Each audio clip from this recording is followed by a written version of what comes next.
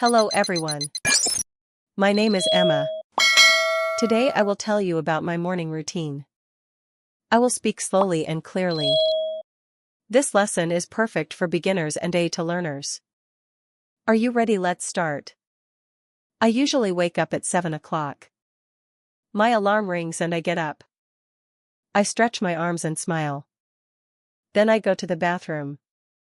I brush my teeth. I wash my face with cold water. It helps me wake up. After that I go to the kitchen. I make my breakfast. I usually eat bread and eggs. Sometimes I eat fruit. I drink a hot cup of tea. It makes me feel ready for the day. Then I choose my clothes. I wear jeans and a simple shirt. If it is cold I wear a sweater too. I brush my hair. I check my bag. I take my phone, keys and wallet. Finally I put on my shoes. I leave the house. I walk to the bus stop. I see other people going to work. The morning is fresh and busy. This is my morning routine.